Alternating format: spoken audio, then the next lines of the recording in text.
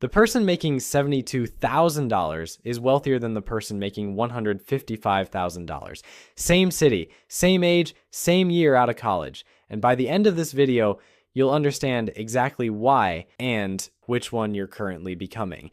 Picture two people. The first one, let's call him Marcus, makes $155,000 a year. Software engineer, nice part of town. BMW lease, exposed brick apartment, Peloton he uses twice a month, and a new iPhone every September. Because obviously he's got a LinkedIn that looks like a highlight reel and a bank account that hits $900 3 days before payday. Every single month. He has $4,800 in credit card debt he doesn't talk about at dinner parties. He has basically no emergency fund, and when I tell you he is stressed about money, I mean the kind of stressed where you're doing math in your head while someone's talking to you at a birthday party. Now picture the second person, Dana. She makes $72,000 a year, marketing coordinator, drives a 2019 Honda Civic she paid off in 2023. Keeps her phone until the battery literally refuses to participate. She has $167,000 in net worth, a 6-month emergency fund, and hasn't lost sleep over money since she was 26. Marcus earns more than double Dana's salary. Dana has more than 14 times his net worth. This isn't a fairy tale.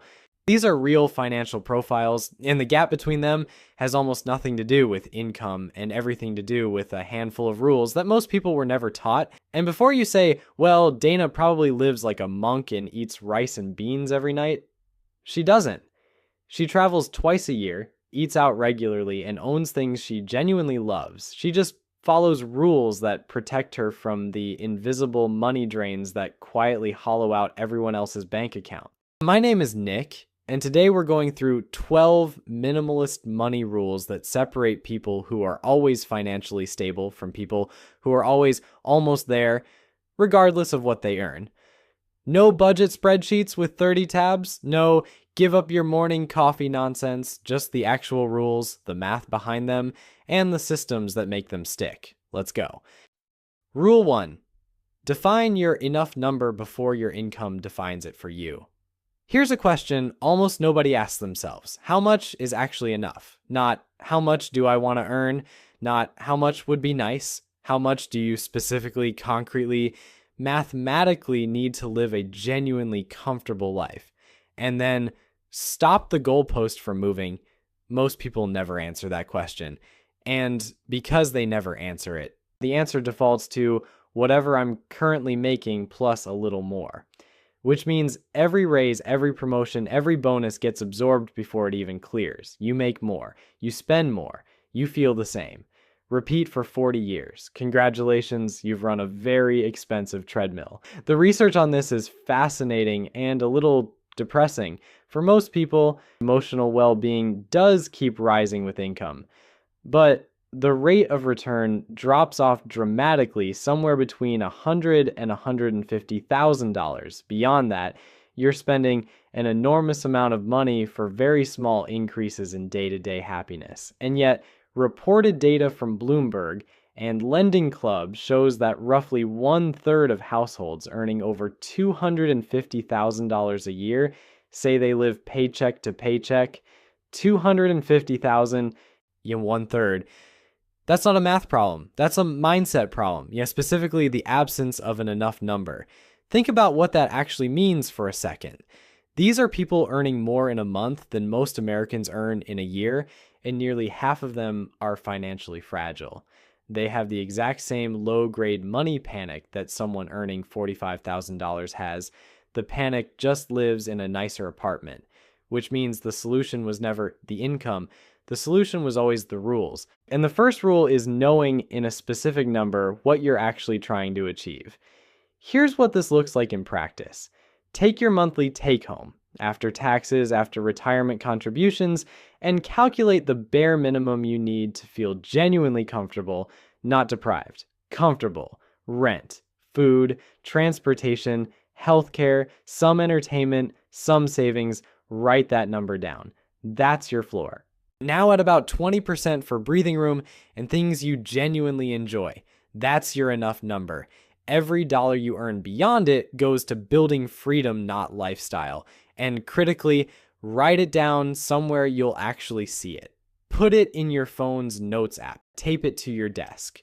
The enough number only works as an anchor if it's visible because the forces pulling you away from it, marketing, social comparison, or your own brain's desire for novelty, are relentless and invisible and working around the clock.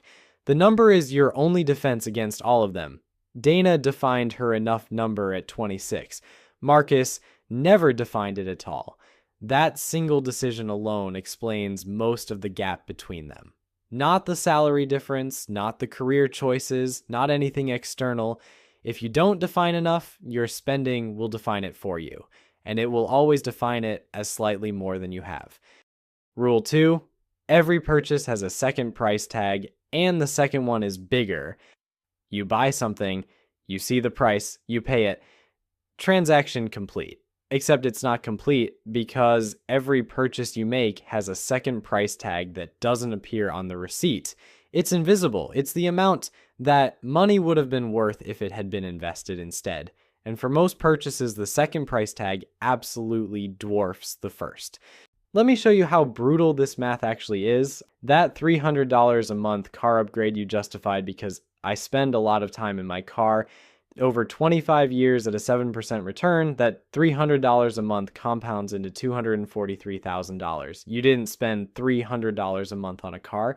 You spent nearly $250,000. You just paid it in monthly installments small enough to feel manageable, so your brain never processed the real number.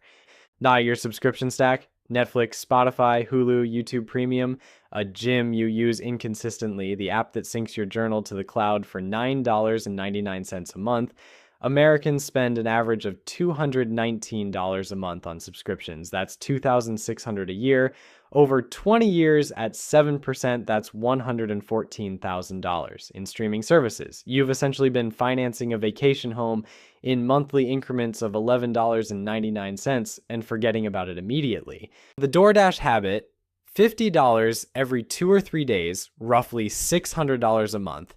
That's over $7,000 a year beyond what you'd spend cooking. Over 30 years invested, that's over $700,000. $700,000 for the privilege of not cooking. I'm not saying cooking is always worth it. I'm saying you should know the actual price of not cooking. Now, I want to be honest with you here because I know how this kind of math can feel. It can start to feel like everything is a terrible decision and you should never spend money on anything enjoyable ever again, which is both miserable and unsustainable. That's not the point. The point is that you should be making these decisions consciously with full awareness of the real cost, not because the price tag said $9.99 and that felt fine. Some things are worth the second price tag. A gym membership you actually use, a streaming service you genuinely love, a delivery on a brutal Wednesday night, fine. The question is always, do I know what I'm actually paying, and do I still choose it with that knowledge? Most people are choosing without ever seeing the real number. Every purchase is a choice between the thing and what the money would become. Most people only ever see one of those options. The second price tag is always there. You just have to train yourself to look for it. Rule 3. The identity audit. Figure out who you're actually spending for. Okay, pause for a second. I want you to do something right now. Open your bank or credit card app. Look at your last 15 transactions, not your bills, not your rent, the discretionary stuff, the things you chose. And for each one, ask this question: would I have bought this if nobody would ever know I owned it? Not, would I be embarrassed? Just, would I still want it if it were completely invisible to every other human being? Go ahead, I'll wait. This exercise is uncomfortable because a surprising number of purchases fail that test, and most people are not consciously aware they're making identity purchases. It feels like preference, it feels like taste, but a lot of what we spend on is really just an answer to the question, what does this say about me? Thomas Stanley and William Danko spent decades studying actual millionaires for The Millionaire Next Door. One of their most striking findings: 86% of luxury car owners are not millionaires. The BMW is not a wealth signal. It is, statistically speaking, a debt signal, because the people who actually have the wealth usually aren't driving the BMW. They're driving something reasonable and quietly compounding the difference. The car you're leasing to look successful is being driven past someone's investment account every single month. Social comparison theory, developed by Leon Festinger back in 1954, tells us that humans evaluate their own standing by comparing themselves to others, and we've never been more exposed to others than we are right now. Instagram is essentially a highlight reel of other people's consumption, and your brain cannot fully distinguish between seeing someone else's vacation and evaluating your own status. Every scroll is a quiet little status audit you didn't ask for. And every time you feel that vague sense of inadequacy looking at someone else's new car or kitchen renovation or business class seat, that feeling has a dollar amount attached to it. Retailers know exactly what triggers it. They've spent billions figuring out how to manufacture it. The least you can do is be aware it's happening. Here's the other layer nobody talks about. The people you're trying to impress with your spending usually aren't paying as close attention as you think. They're busy managing their own version of the same feeling. You're spending money to perform wealth for an audience that's too busy performing wealth to notice. That is a genuinely terrible return on investment. Now, go back to those 15 transactions. I count how many you'd genuinely choose again if they were invisible versus how many were, on some level, a communication to other people. If it's more than 3, you have an identity spending problem. And that's the most expensive kind because it scales with your income. The more you earn, the bigger the stage and the more expensive the performance. The rule is not never buy nice things. The rule is know why you're buying them. If you love it and nobody else needs to see it, great. If you're buying it because someone on your timeline got one last week and now you feel vaguely inadequate, that's not preference. That's the algorithm spending your money for you. Rule 4, the 72-hour firewall. All right, I know what's coming. Nick, I have no willpower. I see it, I want it, I buy it. That's just how I'm wired. I hear you, and I have good news. This rule requires 0 willpower. It requires friction. Here's the thing about impulse purchases. They rely on immediacy. The desire is most intense in the first 30 to 60 minutes. Studies show that between 40 and 80% of all purchases are impulse driven. That's not a rounding error. That's the majority of what people spend. And the dopamine hit from deciding to buy something is almost identical to the dopamine hit from actually buying it. Once you've decided, the urgency starts dropping. Now, which means if you create a mandatory pause between wanting something and being able to buy it, you've essentially hacked the system. The 72-hour firewall. For any non-essential purchase over $50, you must wait 72 hours before completing the transaction. You're allowed to put things in your cart. You're allowed to research. You are not allowed to pay. There's something interesting that happens psychologically during the wait. The wanting and the having feel identical in the moment. Your brain lights up the same reward circuitry, whether you're imagining the purchase or completing it, but that feeling is time limited, it fades. And most people discover that about 60% of what they desperately wanted on Monday, they've completely stopped thinking about by Thursday. The 72-hour rule doesn't deny you things. Just make sure the things you actually buy are the ones you actually wanted, not the ones an algorithm surfaced at 11 p.m. when your defenses were down. I know the objection. But what if it goes on sale and I miss it? Let me tell you something. Retailers manufacture urgency. 24-hour flash sale. Only 3 left in stock. This deal expires at midnight. Your cart is about to expire. Sir, your cart cannot expire. It is a website. No, this is deliberate. The entire business model of impulse retail is engineered urgency. When you feel urgent about a purchase, that feeling was manufactured. Missing a sale because of your 72-hour rule is not a failure. It is you using a system that is smarter than an algorithm designed by 1,000 behavioral economists trying to take your money, remove saved payment info from websites, delete shopping apps from your phone. And these 2 changes alone reduce impulse purchases significantly. Not because you became more disciplined, but because the path of least resistance changed. Distance is your friend. Friction is your friend. Inconvenience for once in your financial life is genuinely working in your favor. Rule 5. The replacement test. Stop upgrading things that work. Grab your phone. How old is it? Now, name one thing you literally cannot do on it. Not something it does slower. Not something the new model does better. Something you genuinely, physically cannot do right now that a new phone would allow. I'll wait. Most people can't name one, and yet Americans replace their phones on average every 2.5 to 3.5 years, driven not by failure, but by the feeling that the current one is getting old. 1 in 8 Americans upgrades every single year. A $1,000 phone every year for 30 years is $30,000 in devices alone. Or stretch the cycle to 4 years, that's $7,500. The difference, invested at 7%, grows to approximately $50,000 for a phone that makes the same calls and sends the same texts. This is the replacement test. Before replacing anything, phone, car, furniture, laptop, appliance, it must answer yes to at least one of 3 questions. First, is it actually broken in a way that repair cannot fix for less than half the replacement cost?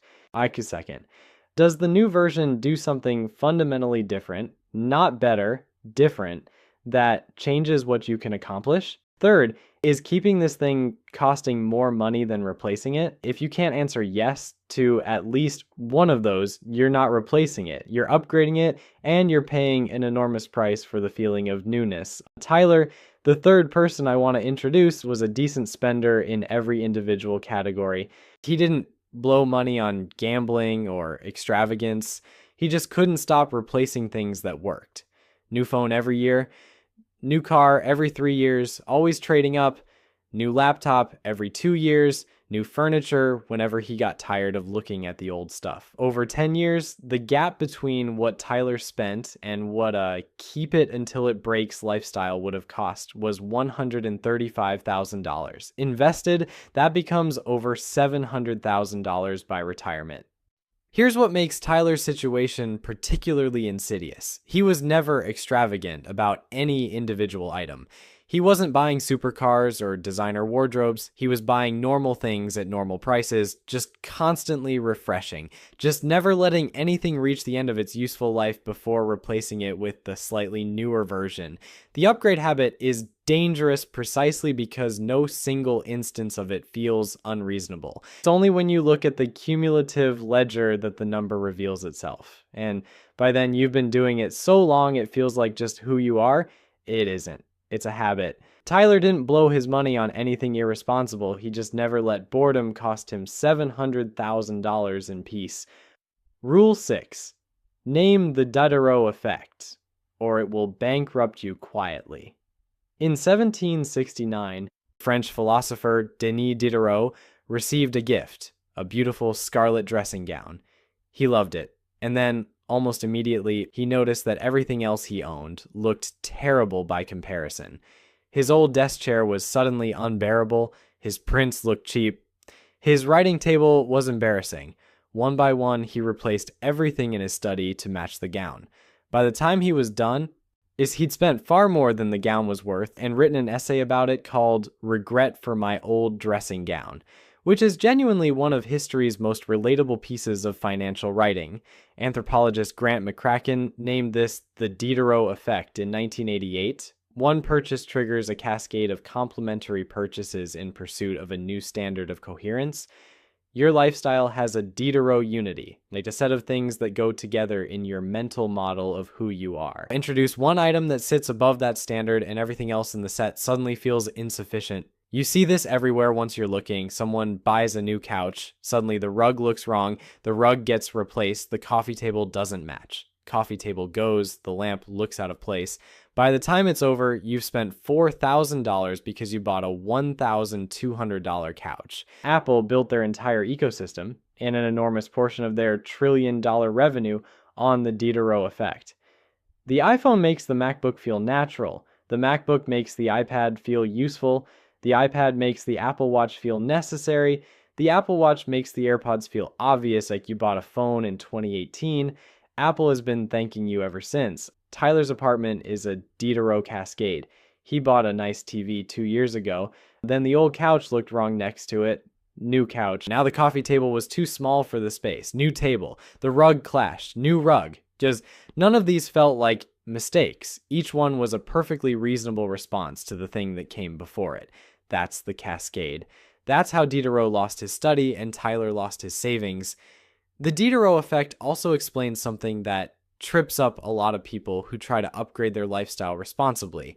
They get the raise. How can they decide to treat themselves to one genuinely justified upgrade, and then 6 months later, they're confused about why their savings haven't improved despite earning more?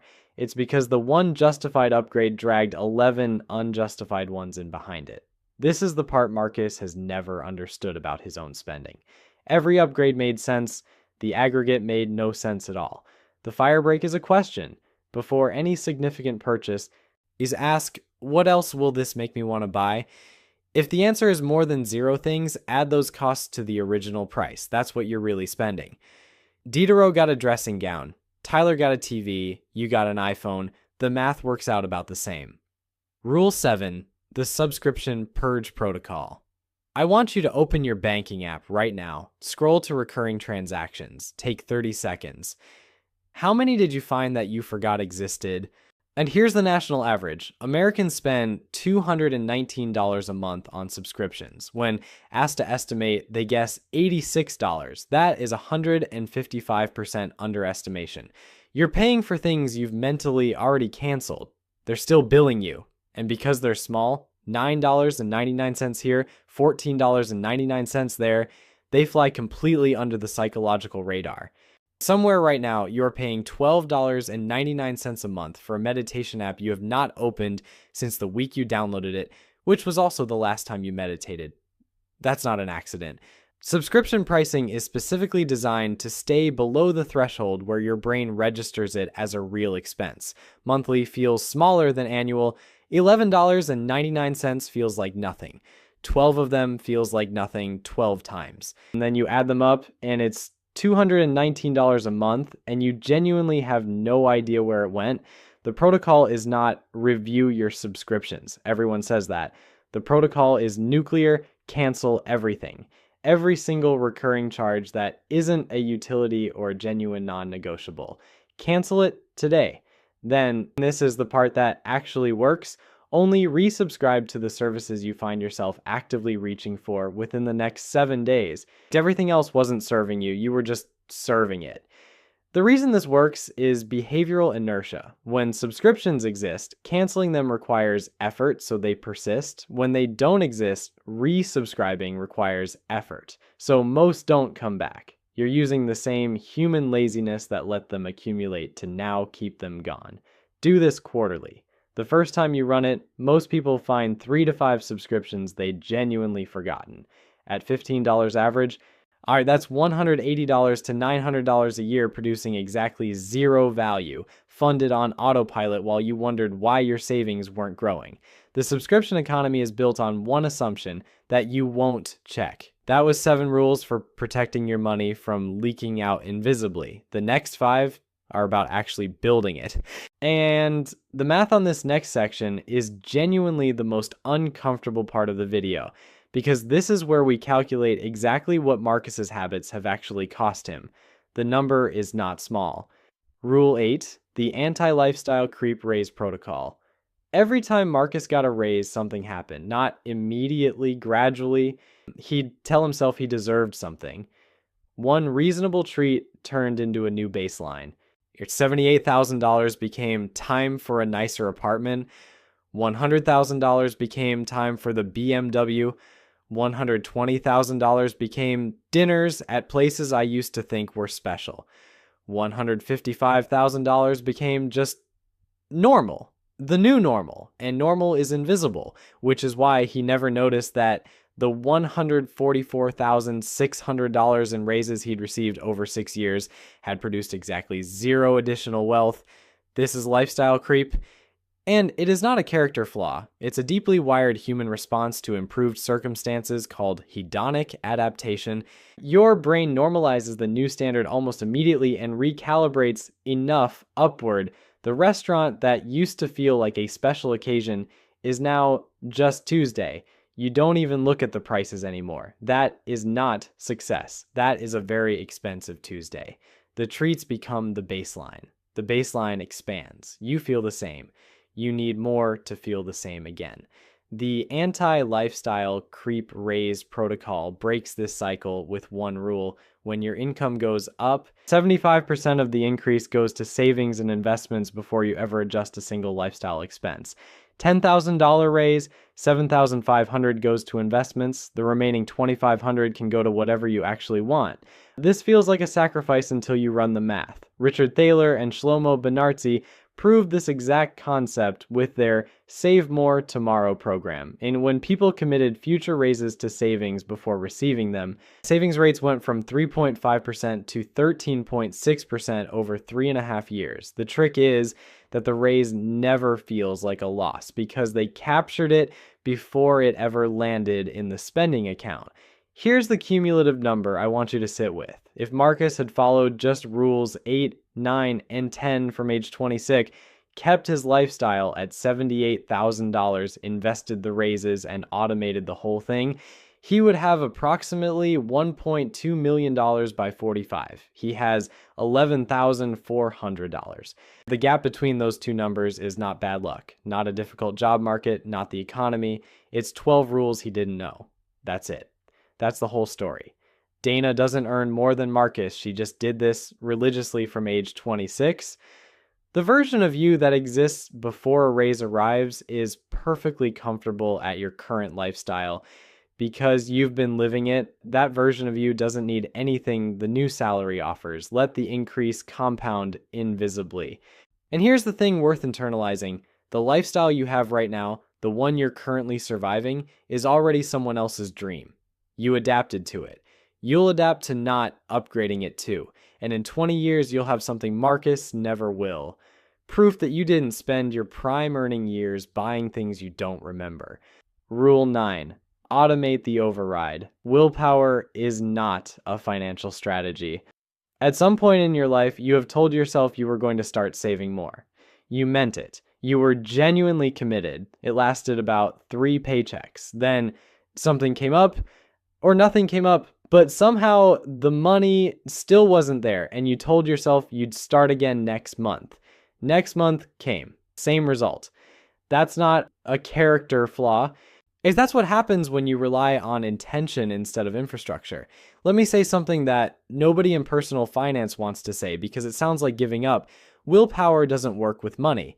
Not consistently, not long-term, not under stress, and trying harder is not the solution.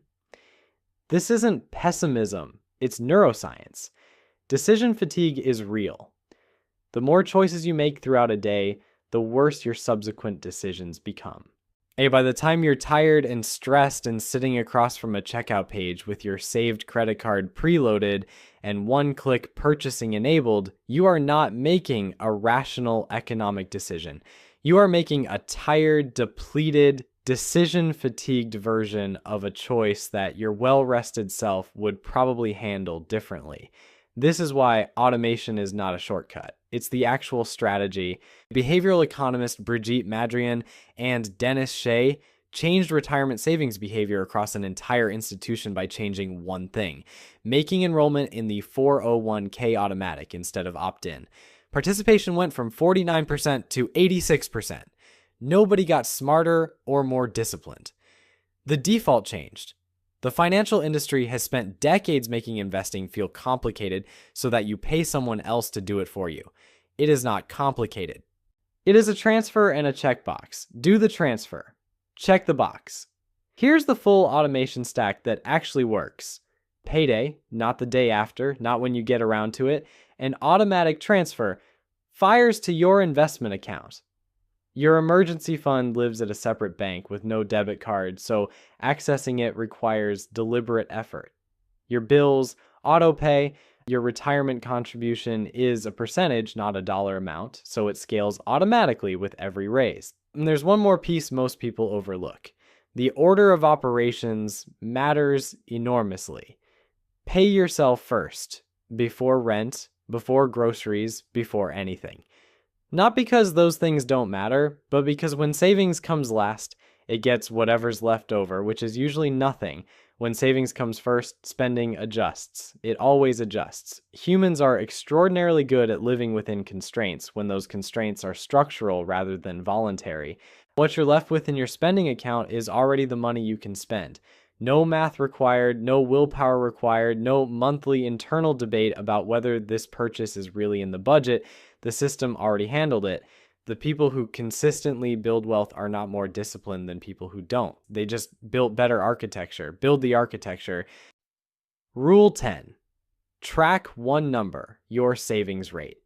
Raise your hand if you've started a detailed budget, maintained it for 2 months with enormous effort, got distracted by life, fell off for a week, felt guilty, never opened it again, and then told yourself you'd start fresh on January 1st. The problem with complex budget systems isn't that people are lazy, it's that complex systems have too many failure points. Miss one category and the whole thing feels broken. Forget to log one dinner, and now the spreadsheet is 3 weeks behind and giving you existential dread. 32% of Americans maintain a monthly budget, and most budgeting apps are abandoned within 90 days. Not because people don't want to be better with money, because the system demands too much. So here's the minimalist alternative. Track one number, your savings rate.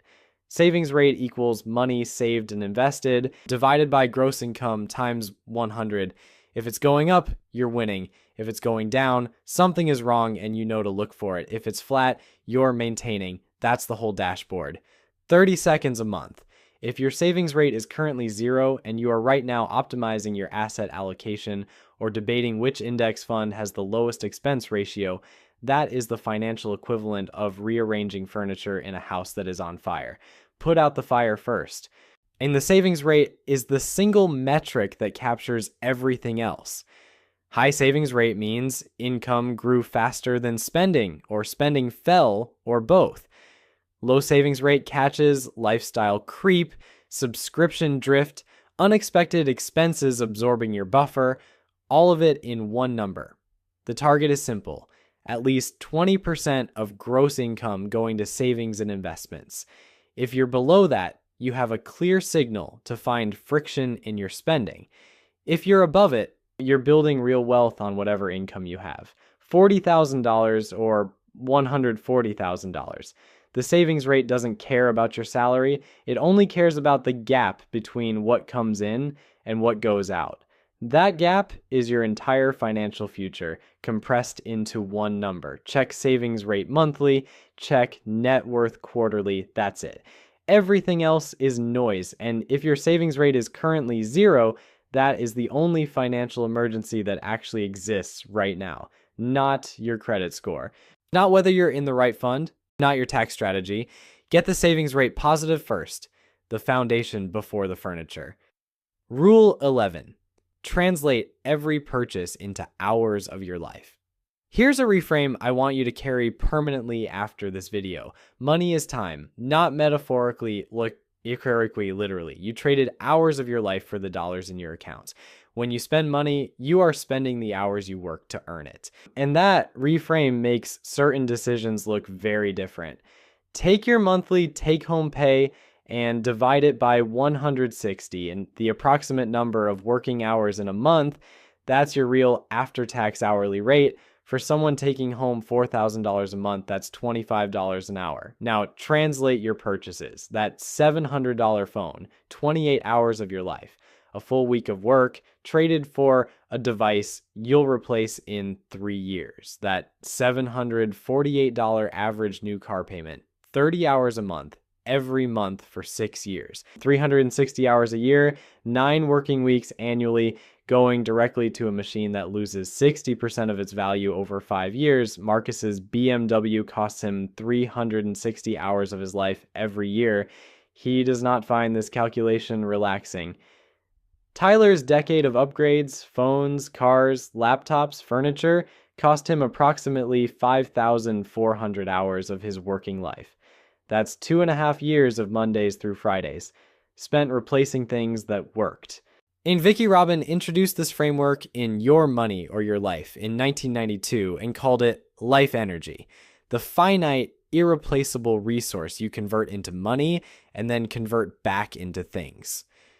The question isn't, can I afford this? It's, is this worth the hours of my life I'm exchanging for it?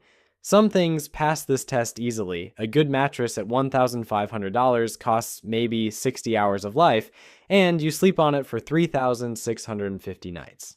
That's roughly 2 cents per use. A coffee machine you use every morning for 10 years, worth it.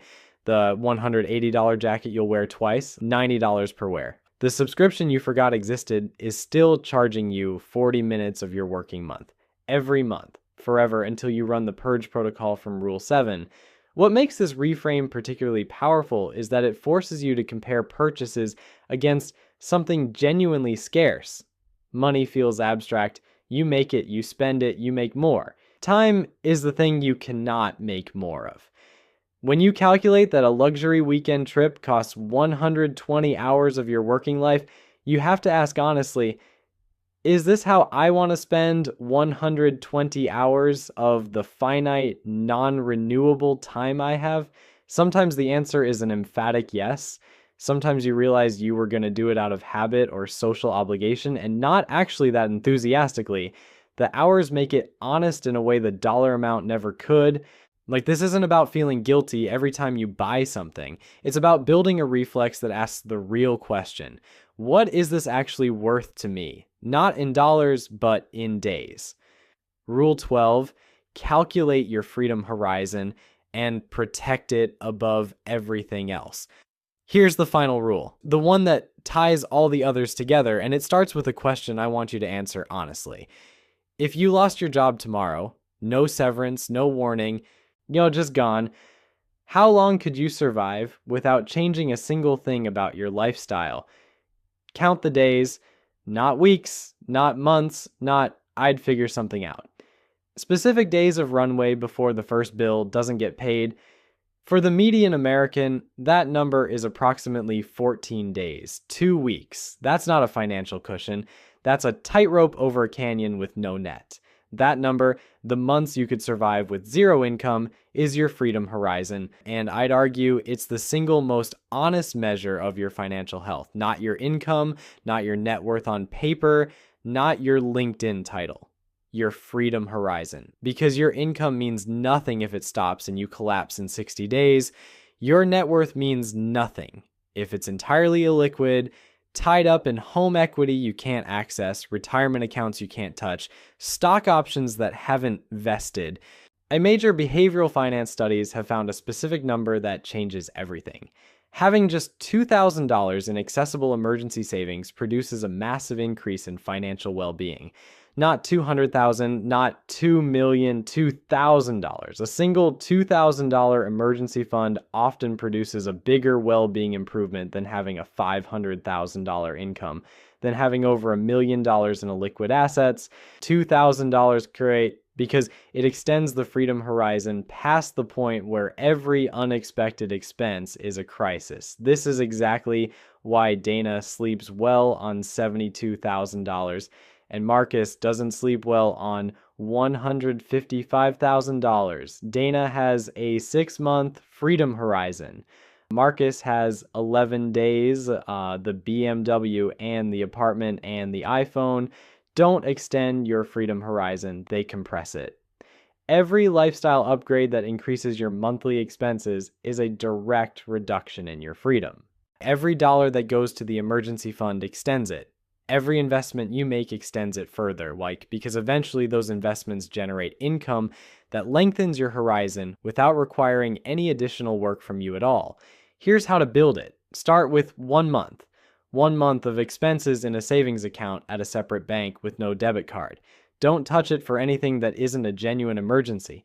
Not a sale, not a gap between paychecks, not a great opportunity. 1 month, then 3, then 6. If you get to 6 months of expenses saved and invested, you will experience a shift in your psychology that is genuinely difficult to describe until you felt it.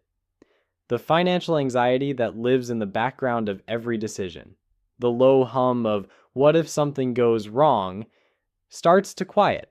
Not because nothing can go wrong, because you've built enough margin that something going wrong no longer means everything goes wrong. And that quiet, that specific silence where the money stress used to be, that's what financial stability actually feels like. Not a number in an account, not a salary, not a title. That silence.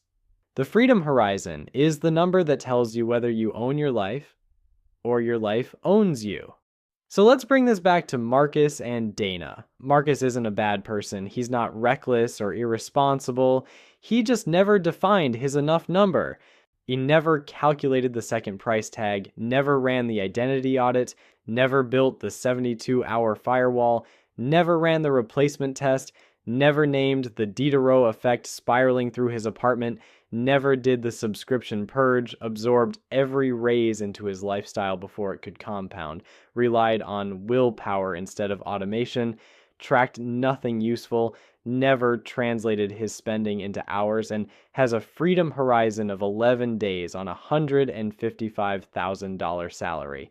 That's not one catastrophic mistake. It's 12 small ones, repeated every day without awareness. And the cruel thing is that individually, none of them look like mistakes. They look like living.